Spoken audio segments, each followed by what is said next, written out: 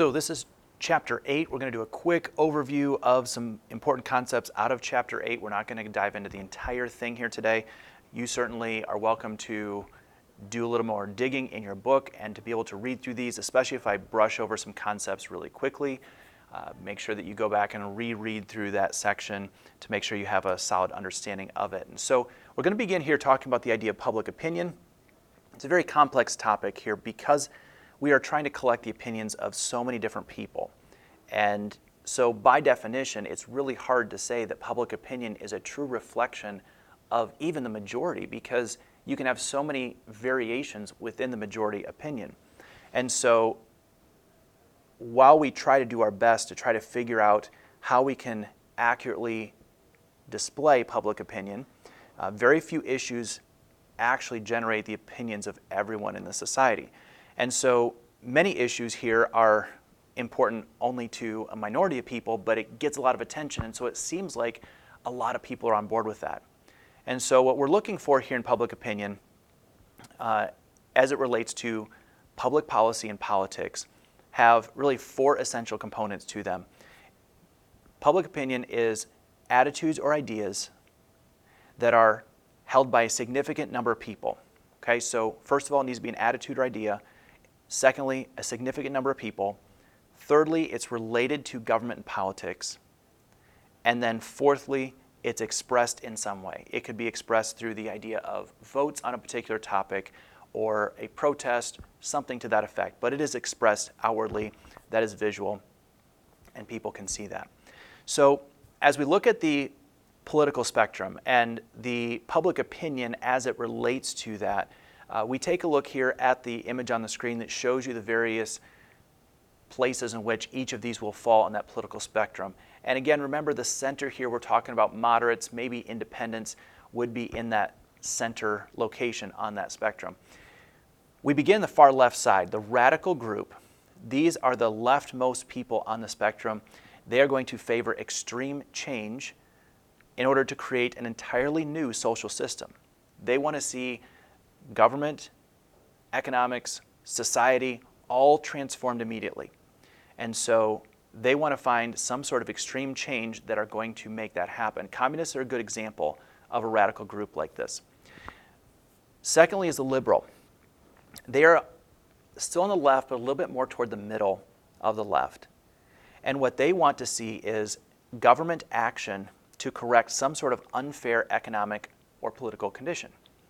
So they believe it's the government that has created that unfair situation, or perhaps it's just humans in and of themselves, and so it's the government's job to step in and to fix that unfair situation.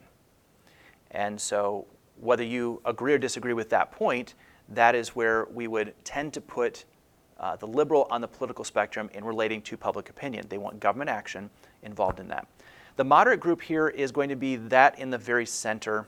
They're going to hold some beliefs here to both liberals and conservatives. So on one issue, they may be more of a liberal viewpoint. Others, they may have a more conservative viewpoint.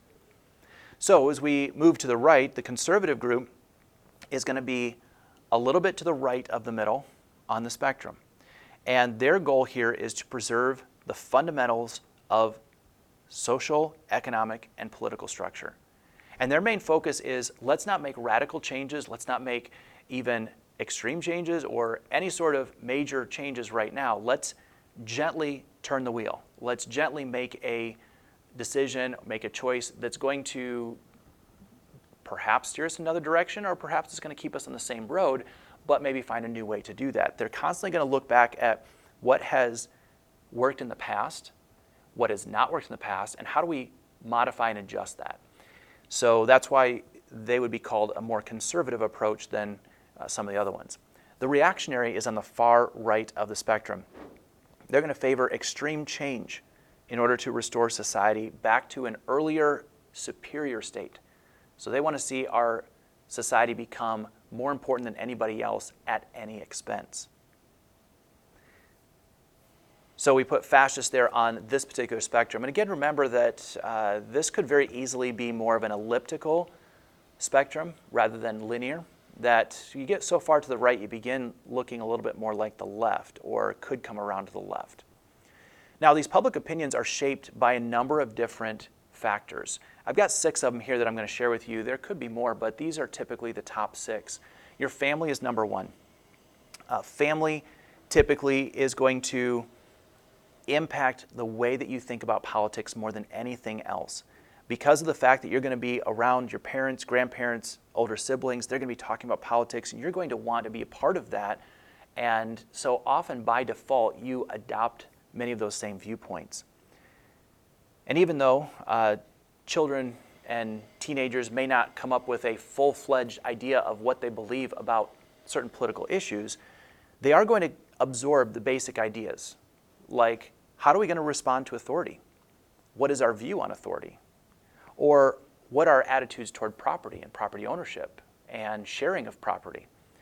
Or what about our attention to religion, our attention to racial issues, our attention to social issues? Because we glean a lot of that off of conversations we hear at home, and so it often shapes our own opinions. Our education is perhaps the second most important because of the fact that you spend so much time in school away from your family. You often are influenced by your peers, you're influenced by your teachers, you're influenced by the things you hear that are going on. And so even when we talked about authority and property, those are 2 things that you often interact with at school in your educational system. And that can even carry on through college. And many colleges and universities are in the habit of shaping people's viewpoint in the way that they teach their classes and in the way that they are going to conduct their study of a worldview. That's why it's so important to have a biblical foundation to understand and know what you believe and why you believe it. So personal factors are influential as well. Things like wealth, race, religion, and gender. As we look back on the previous chapter when we talked about the way that people tend to vote in each one of these categories, people who are wealthy and very poor tend to vote and be a little bit more on the liberal side. Those that are in the middle class, they tend to be more conservative. Regards to race, those that are the majority tend to be more conservative. Those that are the minority tend to be a little bit more on the liberal side. Gender, women tend to be more on the liberal side and men tend to be more on the conservative side. But again, it doesn't mean that you have to go that way just because you fit in one of those categories. Now, the media has a very influential portion in shaping public opinion. They spend more money on television and more money to be able to get you to watch their news program or to spend money on commercials during your favorite non-news program than any other form of media. So television is the most often used and the most expensive of all the factors here that influence public opinion. And so there are other forms of media here like radio, magazines, internet, but those aren't as expensive or as widely used as TV. Your peer groups are going to help influence your decisions as well. Your friends, your classmates, perhaps your coworkers one day, they are going to influence your public opinion.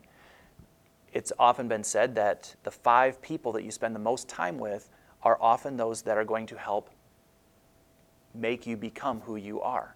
And so if you spend all your time with people that are constantly dragging you down, getting you into trouble, well, it's going to be a result of your life. If you spend time with God first and foremost, as well as other friends that are going to encourage you in that direction, then you're going to see godly outcomes in your life. Now, peer groups are important, but also historical events can shape your political opinion.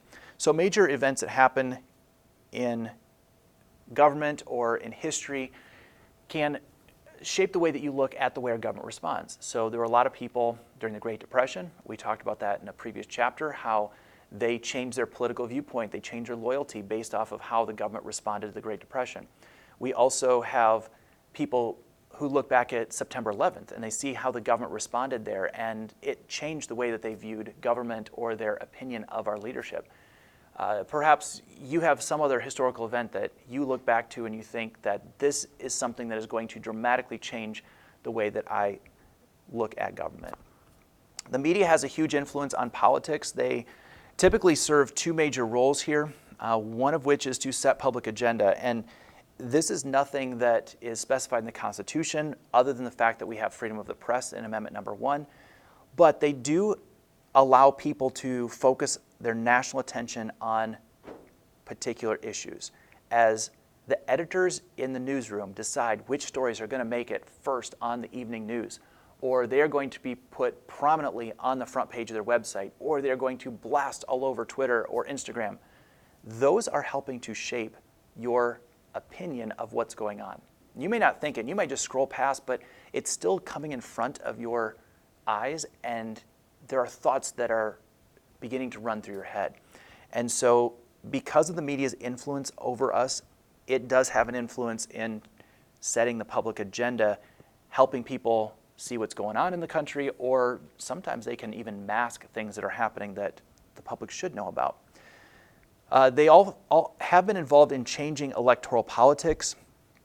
Television has made candidates less dependent on their political party to get their name out there. And so now they can go straight to the news channels, they can go straight to the television, they can go straight to the online media, and they can get their name out there without being reliant on their political party. And candidates many times will try to manipulate the media coverage by trying to put themselves in the best light possible. Now, that's not always the case, and sometimes the media will clip and chunk and piece together parts of a speech that they made that does not truly represent who they are. But candidates are trying to be able to effectively communicate their position to try to help you understand what they believe about certain things by making sure that they give short and concise comments.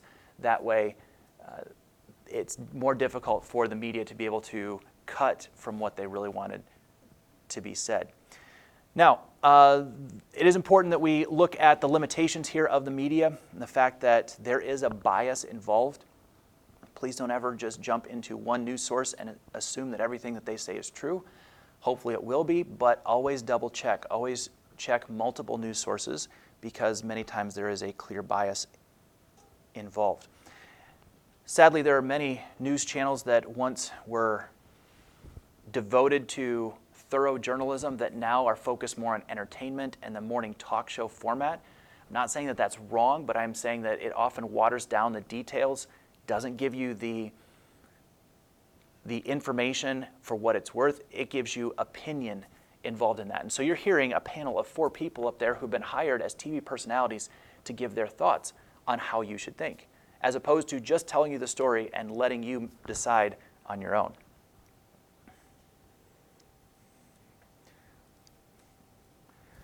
Political polls often have a huge influence on the way that public opinion is shaped as well. They try to figure out what is public opinion and then use that to help promote the idea of whatever results they got. So public opinion polls often determine which candidate can participate in debates.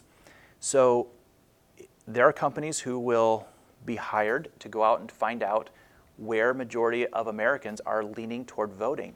And if you are a candidate who cannot get enough support in those polls, then often the news channels will stop covering you or may not invite you to participate in a debate that they have sponsored.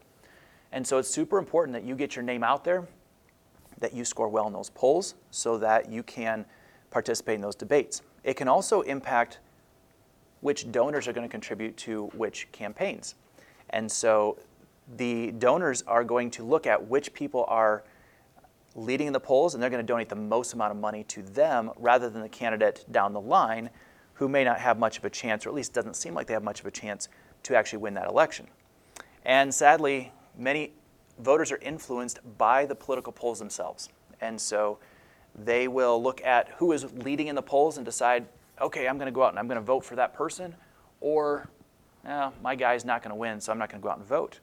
Going back to the election of 2016, many people had Hillary Clinton winning that election, and the polls, almost every single one of the polls had Hillary Clinton winning by a pretty large margin. But when the voters came out, it turned out the polls were wrong, and Donald Trump ended up winning.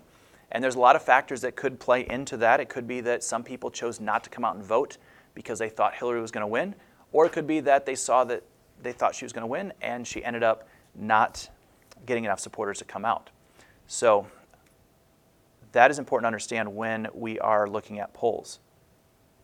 I'll be about 5 more minutes. Last section here is on the polling process. So in order for us to get an accurate look at the polls, we need to first of all determine what are we trying to poll and what is our universe. And in this particular comment, universe is the population that we want to know, the sample, we want to know what they think. And so if I want to find out from the class what is the best flavor of ice cream, I'm going to have to go out and determine who is my universe. Do I want to know just from my Maroon Day class or my Gold Day class, or do I want to know from the entire senior class? Best flavor of ice cream. So once I've determined my universe, now I can begin to construct my sample. My sample needs to be a very small group of people who are a representative slice of the whole. In a nationwide sample, there's no way in the world you're going to be able to go out and to poll every single voter. People won't want to participate. You're not going to be able to reach people. It's going to take too long, too much money. It's impossible to do. And so you need to come up with a sample that's going to be representative of the entire group. This can be extremely difficult as well, because if you are going to go out and get a sample, you have to randomly select people. We don't want to get a group of ice cream lovers who they are going to be willing and able to participate in this sample, but they're going to give you all the same flavor. You want to find out from the girls, from the guys, from people who love ice cream, people who don't love ice cream, and so you find a way to construct a totally random sample. And that can be one of the biggest challenges to validating the polling process. In a nationwide poll, you have to have a minimum of 1,500 people to consider this sample size to be accurate. But even with 1,500 people, you typically are going to have a margin of error of about 9%. And so in order to get that down to 3%, you've got to go out and poll about 9,000 to 10,000 people to be able to say, well, it's going to be Donald Trump winning this election, or it's going to be Joe Biden winning this election. You have to get a lot of people, and that costs money, that costs time, that costs resources that a lot of candidates are not going to have. It's also important that you prepare valid questions. The way the question is asked can be a way to invalidate the poll itself. So if you're going to ask the question verbally, you need to make sure that you ask the question totally unbiased. The way that it is constructed cannot lead people into an answer you want them to, or direction you want them to answer. And so valid questions are extremely important, and people get paid a lot of money to go through these questions and to make sure that they are done appropriately. You also need to control how the poll is going to be taken and when it's going to be taken, how long it's going to go, and that way you have control over that situation. In the early days, a lot of the polls were taken face-to-face, but interviewing people that way is very expensive. In today's society, it can be a little bit risky. You want to be careful about that. And so some people also want to give what they think is the right answer based off of the person who's asking the poll, whether they think they want them to answer a particular way. They might change their opinion. And so control over how the poll is taken is extremely important to validating these polls. And then lastly, analyze and report the findings. There are polling firms that collect huge amounts of raw data, and they are trained and figure out how to spit that out into information that is helpful for the candidates to know where they stand in the elections. And oftentimes they use computer programs to now help them figure out all of that. But it's important when you read through a political poll or when you see somebody using it to help prove a point or share their viewpoint, that you look at all the data and how they have constructed the sample, what's their margin of error, what is the universe that they're trying to sample, have they just sampled one state, have they gone across the country.